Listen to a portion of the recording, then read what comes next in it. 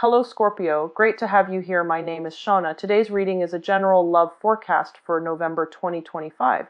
As always, take the messages that resonate and release anything that doesn't. Don't forget to like and subscribe to stay connected with upcoming readings. Let's see what's headed your way, Scorpio. For many of you, you've got new love that's going to be on the horizon, okay? I feel like if it's not coming in for this month, it's going to round out the year with you in a new relationship. So that means, it's the great big love. And so you want to make yourself energetically like prepared for it, okay? When we want to attract people that are good for us, when we want to attract positive things, when we want to manifest, the right relationship partner, the right job, energetically, we have to be in a space where we are able and ready to receive it. So you can send, all the messages out to the universe. I want a girlfriend. I want a boyfriend. I want a relationship partner. I want a husband, a wife, somebody that would marry me, somebody that would be, in a relationship with me. But at the same time, if you keep like contacting exes, or if you keep dating around and willingly put yourself in situations and with people that are not right for you, then you're kind of working at cross purposes with yourself. So be very, very careful about energetically what you're sending out to the universe and whether or not you are ready to receive what you're asking for. So we have it's just like the rules of attraction. You just need to be emotionally, physically, financially where you need to be ready to receive what the universe has in store for you. This is the same way in which we can attract, the right jobs, the right friends, the right relationship partner. It's all the same laws of attraction, okay? So, what's happening for you guys? I have here your energy, which is really positive. It's one of the best cards in the deck. We have the Wheel of Fortune. The Wheel of Fortune in this spread, basically, it's sort of like things are finally coming full circle. You can close out a chapter in your life and you can begin anew. You've come to the realization that many of you need to take a more realistic, pragmatic approach when it comes to love and relationships. So that means, not going out looking for people to have a good time with, and being realistic that, yes, if I search for people that I can have a really fun time with, they might not be, stable long-term partners. Coming to a sense of maturity when it comes to your relationships. I need to love and cherish and take care of the people that mean a lot to me while they're in the picture, because they might not be around. Because the nature of this Wheel of Fortune is it keeps moving, it keeps turning. So even if you don't believe in, forever after, permanence, that relationships are supposed to, we're supposed to carry the same relationship into our old age. We're supposed to settle down with one person and, that would be our happily ever after. Even if you don't believe in those things, you at least come into the awareness that people come into our lives for a time and a season. And sometimes they bring lessons. Other times they bring whatever it is that we need in that moment in time. And then other times they bring nothing but chaos. And so recognizing the relationship for what it is, recognizing that, okay, this person is teaching me how to love. And, once you've learned that, you let that relationship go rather than cling onto it. And then you move on to your next relationship so you can expand and you can keep growing, so you can keep embodying this energy. And then the next relationship, okay, this person's a little bit too unstable. They're destabilizing my financial sector. They're making me question my reality. And recognizing that it's a toxic relationship. And despite the emotional highs and lows, and despite the adrenaline rush, and despite, the chemistry, it might not be good for me, so I need to kind of release it. Through the process of understanding why certain relationships happen and why certain patterns reoccur in your relationship sector, you learn a lot more about yourself. You learn a lot more about what you need to be happy. And as a result of it, I feel like many of you have climbed over a very, very steep learning curve when it comes to your love life. And I'm not going to lie, I feel like you've been through a lot. The Wheel of Fortune is not a light card, okay? It's somebody that has been through like the emotional lows and the really high, intense highs in the relationship. And the wheel keeps turning. Does it mean that it's going to land you in the same emotional low space again in the future? It could if you're not making the right decisions. It could if you allow the wrong people into your life. But at the same time, it promises there will be a very emotionally fulfilling partner that's going to be in store for you. But you need to sever ties with the past. You need to start with a clean slate. And you need to really believe that you deserve it in order for you to be able to attract it, right? And that's where I feel many of you are at right now. Your relationship sector is going to, if you're in a relationship already, it's really going to take off. And it's really going to promise a lot of stability. And then on the other hand, for those who are single, learning from relationships past, identifying patterns, and not let these patterns repeat will promise to bring into the picture for you something that is everlasting and something that will be kind of like that meets your intensity without the drama. Okay, so I have something that's really good and in store for you. So this is the person that you're dealing with. I have here the Ace of Cups. Okay, this is beautiful, beautiful, beautiful energy. And when I look at the Ace of Cups as it represents a person, this is somebody with a lot of love to give. They have a lot of affection. They're quite possibly very, very beautiful. They're quite beautiful, even though we don't see a face to this card, right? But the fact that they're overflowing with joy and contentment and just, love for life and love for people, and they care about people and they're a good-hearted person, it guarantees that they're going to attract amazing, beautiful things to their lives, right? And I feel like for some of you, this is like your relationship partner holding you in really, really high regards. I see a lot of pictures taken. It's like they're proud to have you on their arms. They're proud to call you their man or their woman. And they're really proud to be seen with you. And they see you as the apple of their eye. And they see you as, everything they've hoped and dreamed for. And because of that, you're operating from this space here of really intense emotional highs. Okay, so for those in relationships, you're with somebody who is potentially like this. The King of Pentacles, Earth sign, Taurus, Virgo, Capricorn. This is someone who's protective, who will fight for you, who will, give you their jacket when you're cold. And you don't even have to be a female dating a male. I feel like it doesn't even matter because they are that into you. They want to take care of you.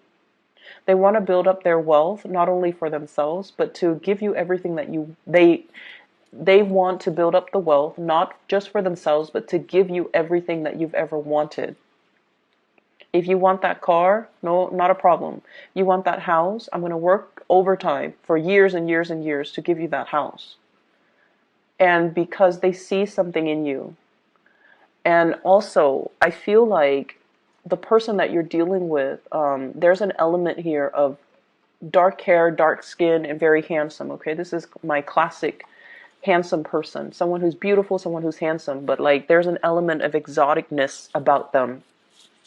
So they could be, dark hair, dark eye, darker skin, darker complexion, and they're just really, they take good care of their bodies. They exercise, they work out, they look really good in whatever they wear. They look really good. But this is usually a person that cares about the way they dress. Okay, so they're very stylish.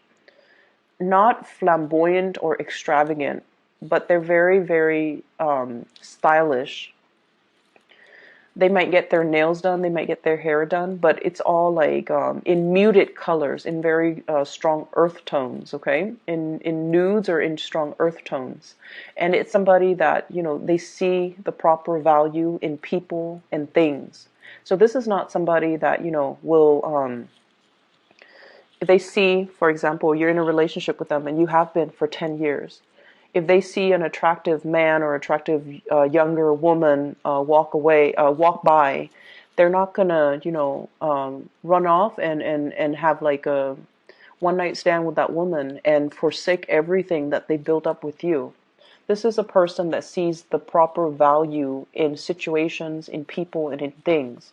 And it makes them a really good partner because they have endurance.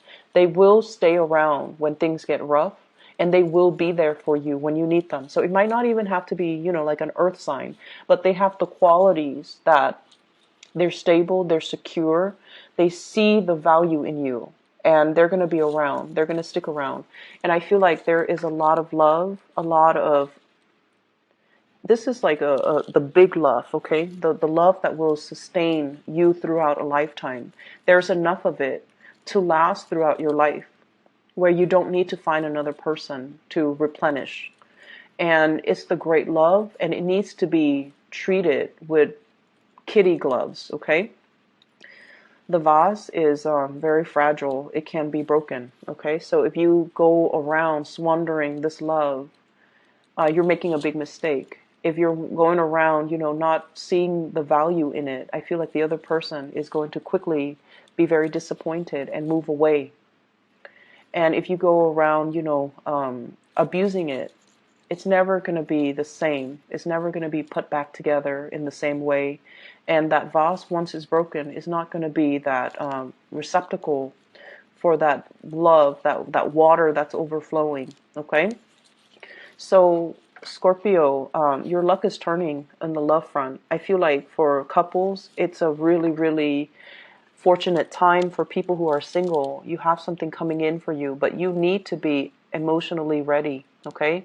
You need to be ready with self-love. You need to be ready to see it and recognize it for what it is when it comes into the picture for you, so that you can properly cherish it, okay? I have another character that's in the picture, and this is somebody you need to move away from, okay? I have a water sign, Pisces, Cancer, Scorpio, and then I have an air sign, Aquarius, Gemini, and Libra. And let me talk about this air sign first, because his energy is stronger. So we have an air sign here, and this is somebody who's trying to move on with their life. They're forging ahead. They're charging ahead, okay? And this is more of a friendship vibe that I'm getting from this air sign here. The Page of Cups energy is one that is, hey, I like you, you like me, let's, grab lunch sometime.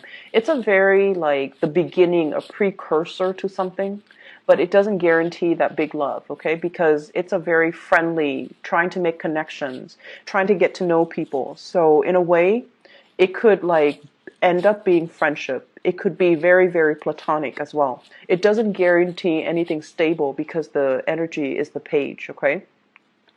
This is somebody that you might have moved away from. You're taking your heart away and you're moving forward with your life. You're moving towards somebody that is a lot more stable, that's going to give you a lot more reciprocity, that will treasure your heart, and that will, see the value in it, okay?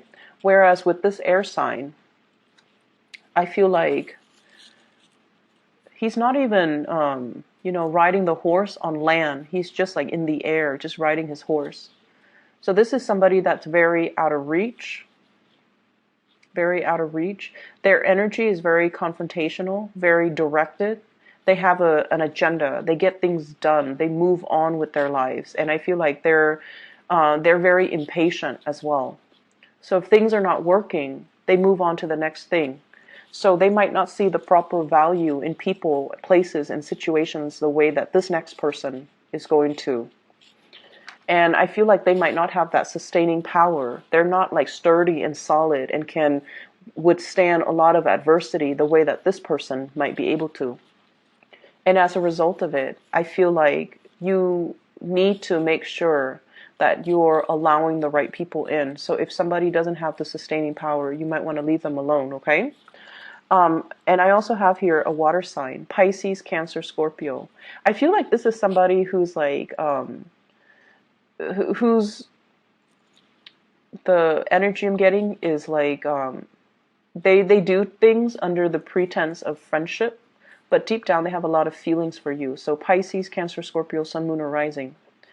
So they do things. They're like, hey, a bunch of a bunch of my friends and I are going to a concert. You want to come with us? When in fact, they want to isolate you exclusively to themselves. Like they want you to be there, but they're fearful of rejection, or it's too new and they don't know how you feel about them yet. So they want to, pass things off as, hey, it's just a friendly invitation. Do you want to come? So it's sort of like that, testing the waters with you. This can be someone who's very sweet, okay? Like they're friendly, they have a good heart, they're easy to talk to, they're quite fun. And so if there's an invitation, you definitely want to take up this offer because I feel like they're doing things under the disguise of friendship and camaraderie and, that platonic intentions, but I feel like they're interested. They find you attractive, okay? Singles, you've definitely got your eyes on somebody that you're really attracted to and interested in. But I feel like there might be some communication barriers, or the person, as the king, as an earth sign and also a king, they're going to be slow to act. They're not going to, rush right in and sweep you off your feet, even though this person is very romantic, very, very, very romantic. But they need to open up first before you can start to see that romantic side to them. They're very sarcastic as well. And they look at life through a realistic lens. So, they're not going to be head over heels. They're constantly assessing you and appraising you. And it takes a lot for them to get involved. So I feel like if you've got that person, you definitely are very, very interested in them. Things are going to take some time. And, they're not going anywhere. They're earth signs. They're slow moving. They're not going anywhere. You don't have to chase after them, consistently.